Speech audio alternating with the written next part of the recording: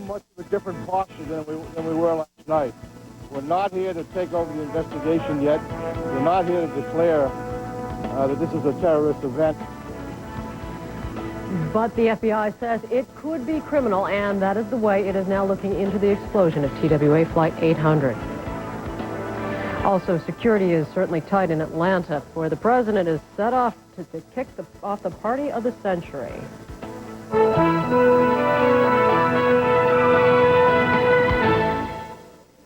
Hello and welcome to Early Prime. I'm Joey Chen. Lou Waters is on assignment.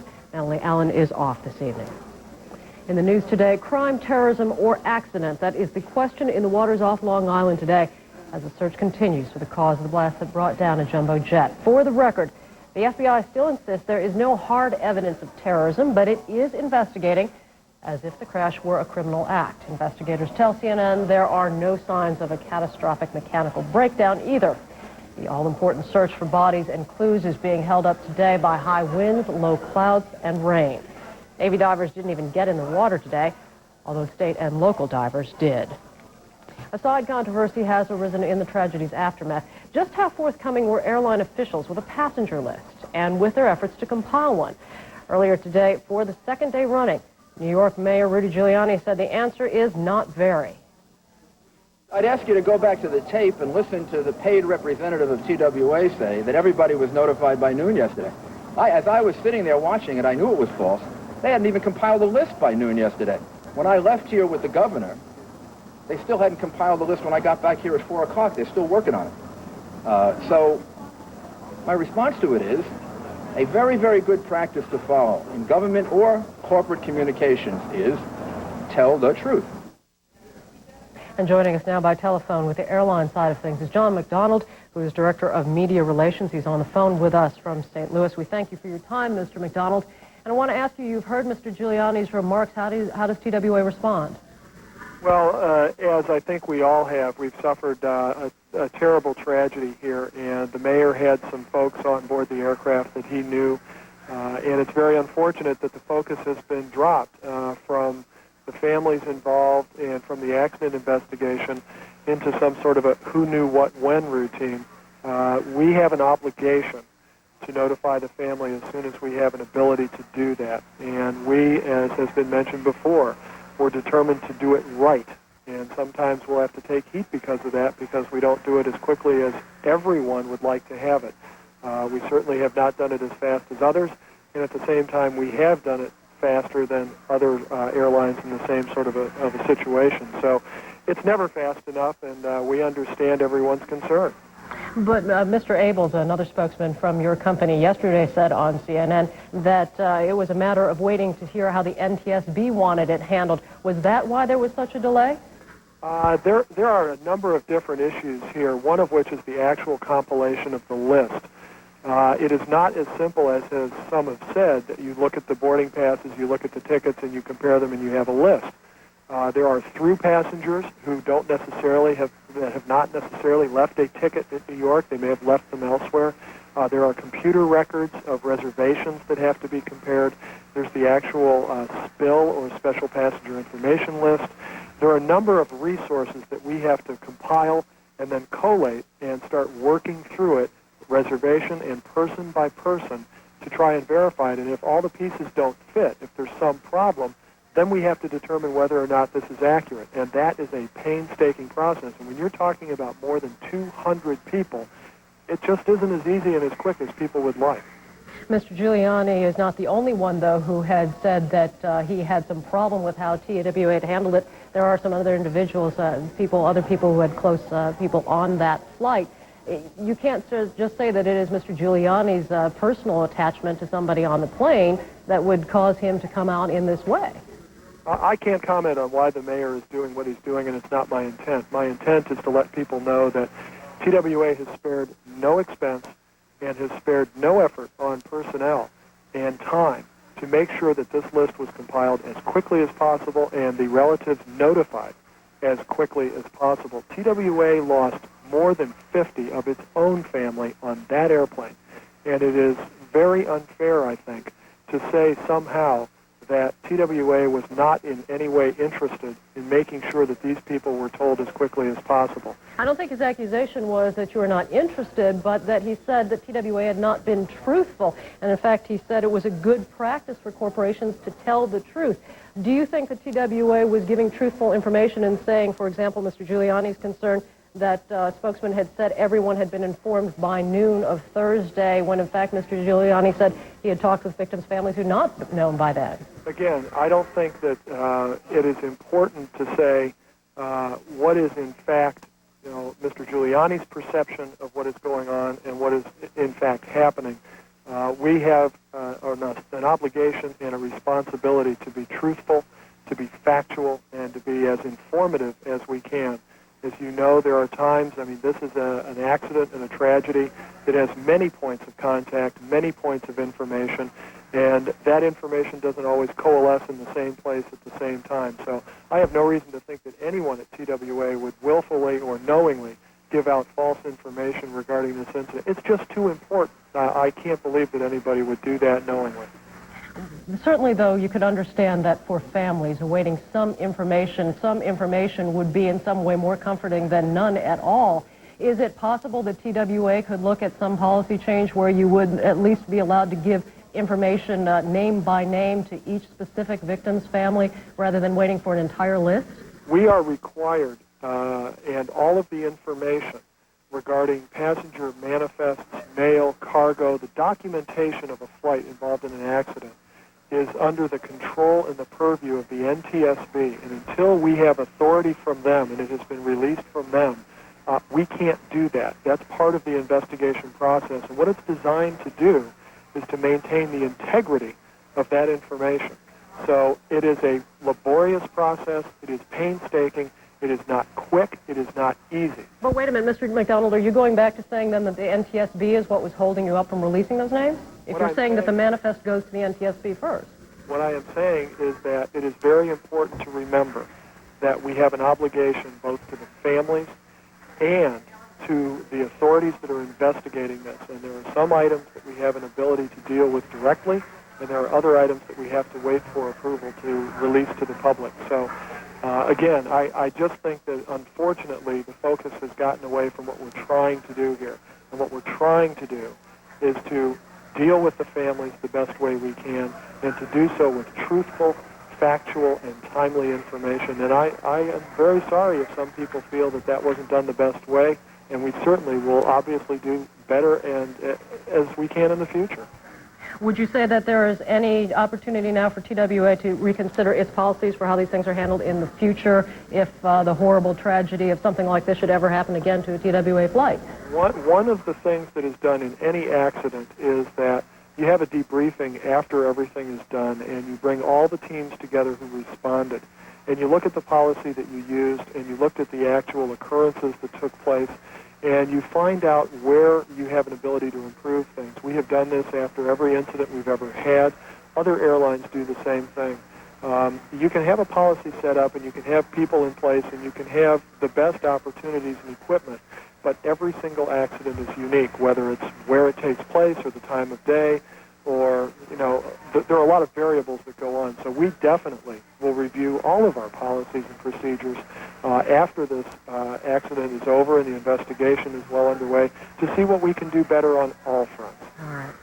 Mr. McDonald, we thank you for joining us. John McDonald is Director of Media Relations for TWA, speaking with us live on the telephone from St. Louis. And a note to our viewers here, coming up tonight on Larry King Live, that is at 9 p.m. Eastern tonight, the president of TWA, Jeffrey Erickson, will be Larry King's guest, and we know our viewers will want to stay tuned for that. That is 9 p.m. Eastern here on CNN.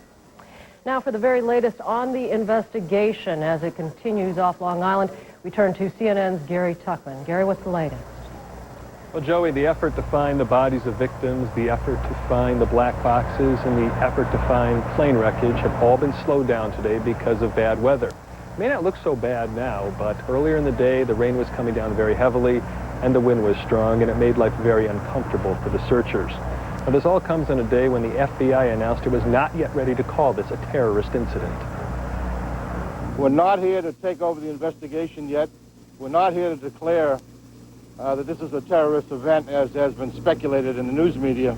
I'd particularly like to ask the citizens of this community of Suffolk County, Long Island, that have any knowledge of any events that they would deem that could be interesting to us, events in the sky, events of things falling out of the sky, anything that they might think is that could be worthy. We realize we'll get thousands of calls that might not be relevant. We'd rather have all of them and let us sift through those. Now, searchers believe they have pinpointed a general area in the Atlantic Ocean about 8 miles behind me where the black boxes may be, but because of the bad weather, it was very rough going for some of the divers and very uncomfortable for other searchers. One of the problems was that it was so rough out there that a lot of the people that were on the ship were getting sick. They did have divers with them, but as we explained before, the divers are for recovery. They're not for locating.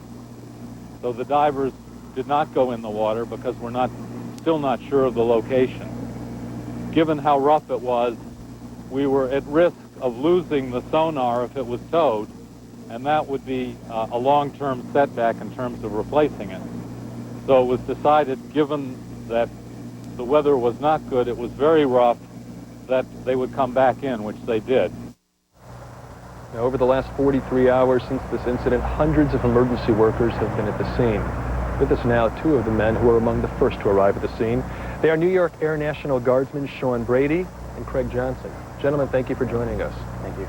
Not only did you arrive at the scene first, but you actually saw the plane go down. Tell me about that, Sean.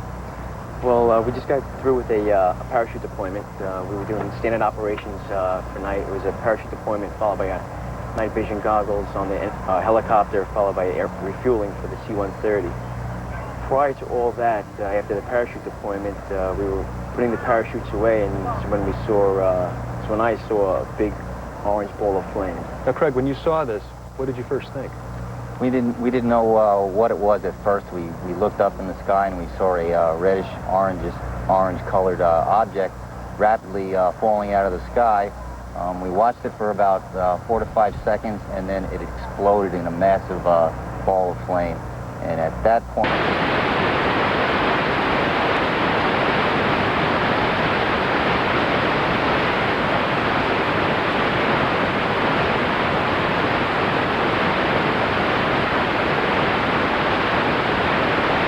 we got our medical gear together in case we should find any survivors. And then the helicopter that was on scene, our helicopter was the first on scene. They called them back to base, to West Hampton, to pick myself and Sean up, and we went out searching. Sean, was there anything you could do? No. We didn't think that at the time, however. Our goal was, above any circumstances, to find somebody out there. We were on the scene within 25 minutes, and we knew that we had a good chance. So our focus was on people that were still alive, and hopefully we could get somebody. When you found out nobody was, at least while you were out there, how did it make you feel? Well, up until the time that we were returning, it was, you know, the words can't really express it. Disappointment. I was helpless. Our job is to go and get somebody, and we did not want to return. Final questions for you, Craig. Right. Did this event change your life? You've obviously never seen anything like this. This disaster was, it was the worst thing I've ever seen. I feel sorry for the friends and families of the victims, and I just wish we could have done more to make this disaster maybe a little bit more easily to cope with. Sean Brady, Craig Johnson, New York Air National Guard, thank you for joining us. Thank you. Appreciate your time. Well, the work right now, the search work, is very tedious. It's very difficult, but the importance of it is really what inspires these men and women, hundreds of them, to keep going and doing it. Joey, back to you. Gary, certainly a tough job for all of them. Gary Tuckman for us at East Moriches. Meanwhile, 21 of the victims of TWA Flight 800 came, as you probably know now, from a small community in Pennsylvania. Most of them were members of a high school French club. CNN's Mark Watson is standing by in Montoursville, Pennsylvania. Mark, how are the residents doing today? Not bad today. Reality is sort of starting to set in after being strangled with disbelief and shock. The first day and a half, reality and acceptance, the tragedy has occurred, is finally starting to set in here. The man who's been gripped in the center of it all is Mayor John Dorn, and he kindly joins us this afternoon. Good afternoon, Mayor. Good afternoon. First of all, how are you doing? You haven't slept much the past 2 days, have you? I'm doing fine in spite of the situation. You expressed some concern earlier about getting through to TWA and the identification process. We had a problem early Thursday morning when we tried to get the 800 number that TWA had placed out to the media to get the families to New York and the JFK airport. We were unsuccessful in getting through on the 800 number, and we had to enlist the services of the Pennsylvania State Police to get the information for us so that we were able to get a final destination for the families of the victims. So that was in the early stages, but now it seems like there's a growing sense of frustration in this community that the identification process is taking too long. That's true. We're at the point right now where we're waiting to hear identification and the bodies being released to the parents. And at this time, we understand that that has not occurred. And that's a concern on our part. There's another element that's growing out of Washington as speculation grows that this was a terrorist bomb. It's going to be difficult for your community to heal if indeed that is concluded as the outcome. If that's the case, and I hope it is, and that's correct, it's going to be hard to deal with. Our citizens are going to be very angry. And I think the whole country is going to be very angry because we've lost a lot of our citizens. And if it was a bomb attack, we're going to be angry. Mayor, can you give us any sense of memorial services planned for the next 2 or 3 days here coming up into the weekend? We're waiting to get the information on the release of the bodies to the families, and then plans will go forward. There's no special date, there's no special place at this time. That should occur in the next probably 2 or 3 days. Have you been in touch with some of the parents in New York, and what are they saying? We haven't, I personally haven't been in touch, but talking to the administration, everything is going as well as can be expected. And summer school reopens here on Monday, so it seems like you're trying to put the wheels of the city back in motion. That's correct. Summer school was closed down on Thursday and Friday, and it looks like they'll be back in session on Monday. However, there's still going to be counseling services available next week. All right, Mayor, thank you kindly for joining us this afternoon. Good luck. Thank you. All right, as you heard the mayor said, reality is starting to set in, but frustrating starting to build here as the identification process in the minds and in the words of some of these parents is simply taking too long. Joey? Mark, thanks much. CNN's Mark Watts for us in Montoursville, Pennsylvania. And of course, to all of our viewers, updated information on the TWA crash is always available at your fingertips.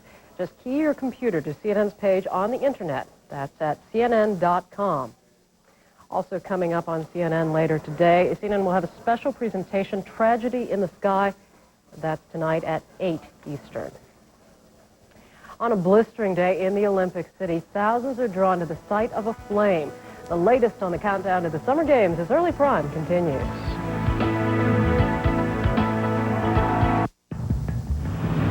Now there's a global company that can help you reach overseas markets as if they were right next door. A company that can speed packages across the Atlantic or the Pacific for less than you'd probably pay to send them across town. The U.S. Postal Service introduces Global Priority Mail. Around the country and around the world, no one delivers like the U.S. Postal Service. How fast do you think we could sell our home? What if we find a great house before we sell ours? These answers and more are here in Answers from ERA, your guide to buying and selling a home. Helpful tips, financial worksheets, it's all here. And it's free. When it comes to just the kind of help you'd expect from a friend, ERA wrote the book. To get your free copy of Answers, call 1-800-817-9992. I will not raise taxes on the middle class. We heard this a lot. We got to give middle class tax relief no matter what else we do. 6 months later, he gave us the largest tax increase in history. Higher income taxes, increased taxes on Social Security benefits, more payroll taxes. Under Clinton, the typical American family now pays over $1,500 more in federal taxes. A big price to pay for his broken promise. Tell President Clinton you can't afford higher taxes for more wasteful spending. More guests and more follow-up discussing the tragedy on Long Island. the crash of TWA's Flight 800 on tonight's edition of Larry King Live, 9 Eastern on CNN. President Clinton, his family, and some administration leaders are now in Atlanta for the start of the Olympic Summer Games. Mr. Clinton spoke to the 654 members of the U.S. Olympic team hours ahead of the evening ceremony when he will officially open the Centennial Olympic Games. After its long trip across the United States, the Olympic torch is threading its way through Atlanta at this hour. Owing to the huge crowd, the flame is now about 2 hours behind schedule en route to tonight's opening ceremonies at the new Olympic Stadium, which is right near downtown Atlanta. The Olympics isn't limited to athletes who take great leaps. Some astronauts are also in Atlanta. CNN's Yolanda Gaskins joins us now from Centennial Park with one of them, the first American in space. Yolanda? Well, hi, Joey. Yes, he is the first American in space. I was going to say that, but we might as well talk to Alan Shepard. Thank you for coming here. You were the first American in space, but how do you like this place? I think it's all very exciting, Yolanda. I really do. As a matter of fact, I'm here because of AT&T's Global Olympic Village, which is, of course, primarily for contestants and their families, but also the general public.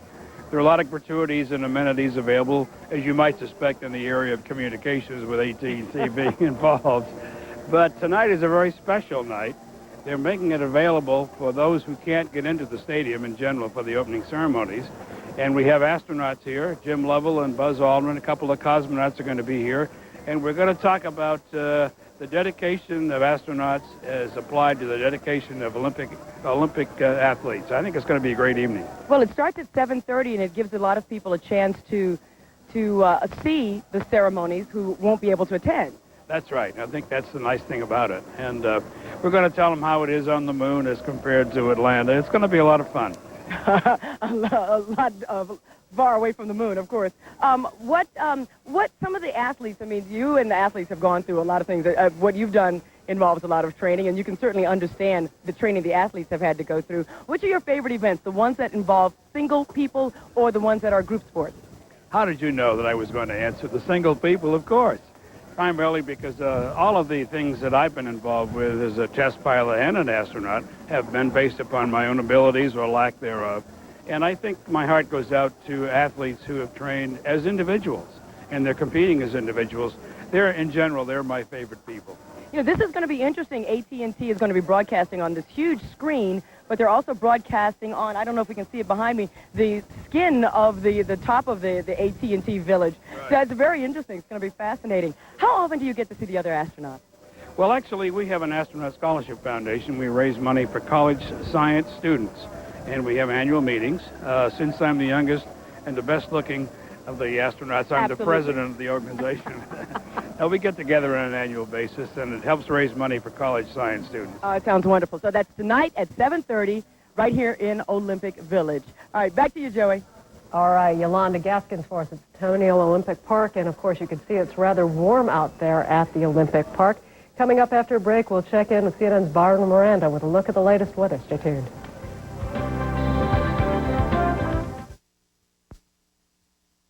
I was at my daughter's for the weekend. I was just settling in for the night when the pain started. I knew I wouldn't get a good night's sleep, and I was worried about taking something, about how I'd feel the next morning.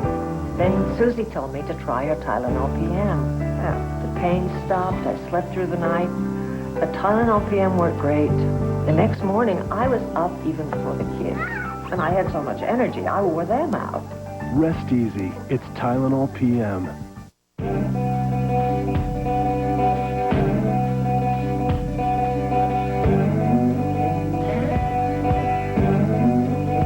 We don't believe in the expression, it's just business.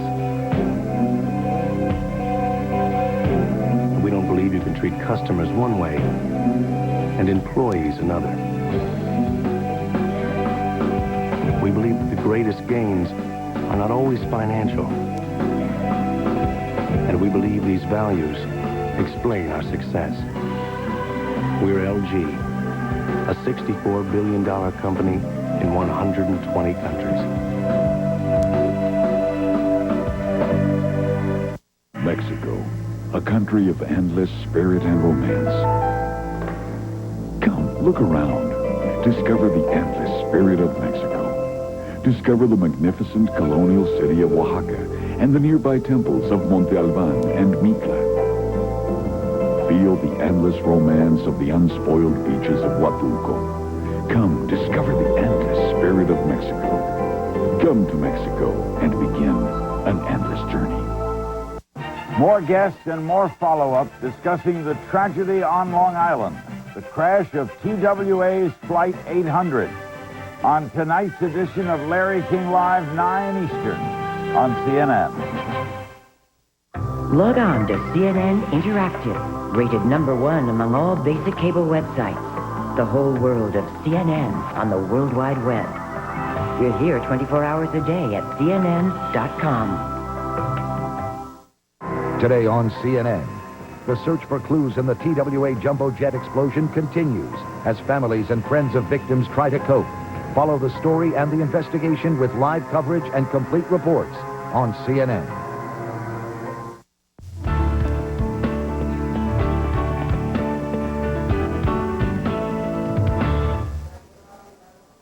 Well, as we go into the weekend, it's time for a look at the nation's weather. And for that, here's Byron Miranda. Myron? Joey, Yolanda, look a little hot out there, and there's a good reason for that because it is hot out there. I just checked the temperature's about 96 degrees. By later this evening, there's a very isolated, now let me stress that, isolated chance of a thunder shower, hidden mist, 20% or so, maybe around 88 to 89 degrees, 8 o'clock Eastern time when the opening ceremonies begin. Through the weekend, the extended forecast for Atlanta, Georgia,